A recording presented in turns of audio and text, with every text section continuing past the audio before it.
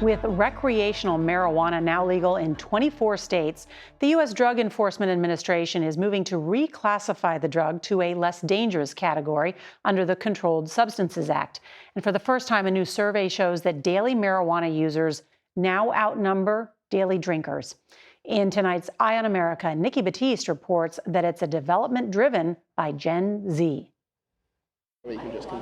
Behind this cloud of marijuana smoke is a new kind of office for Gen Zers. Here, we smoke because it enhances our work. That's our secret sauce. Work and Roll is a shared workspace in New York City where, for as little as $15, you can toke while you type. This downtown loft space is capitalizing on a trend among today's young workers. Forget after-work happy hour at a favorite watering hole.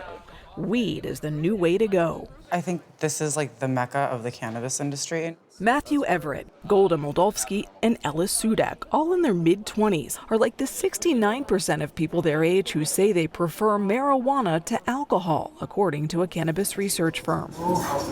I transitioned over into cannabis because I saw that there's limitless possibilities with the flavors, and I found, like, hey, I don't have a hangover the next day, too.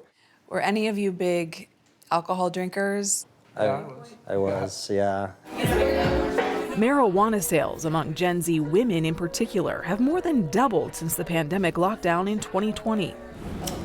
At Work and Roll, alcohol is prohibited, but it's perfectly fine to bring your own cannabis or even have it delivered. Cannabis to your door. Cannabis to your door. No stigma, no criminality, no problem. It's alarming. The alarm, says addiction psychiatrist Colin Reeve, comes from the scientific evidence. One recent study associates schizophrenia with excessive cannabis use among some young people, especially young men, at an age when their brains are still maturing. Legalized age for cannabis should be around 33 years old, when people are outside the window of developing schizophrenia and bipolar disorder and a lot of other things. Or most certainly it should be after 26, once the prefrontal cortex is done developing. Do patients come in and say, I'm smoking pot because it's better for me than alcohol? Yeah, and people come in and they tell me, hey, cannabis is healthy, right? I can use it. Or people say, hey, cannabis is used for pain. Doesn't mean it's healthy. It means it's being used as a medicine by those people. It's still a drug. It's still a drug. Potency is the key. According to the latest figures, the average level of THC, that's the main ingredient in marijuana that triggers a high, jumped from 4% in 1995 to more than 15% in 2021. A four-fold increase. But for these friends, those numbers don't tell the whole story. Over time, as I started educating my parents more, they started to understand that cannabis was less destructive to my lifestyle than alcohol. And I even got them to try cannabis. And how did that go?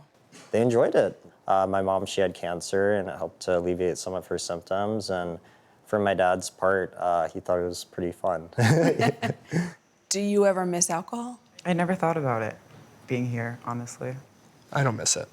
This next generation is giving new meaning to the phrase high and dry. For Eye on America, I'm Nikki Battiste in New York City.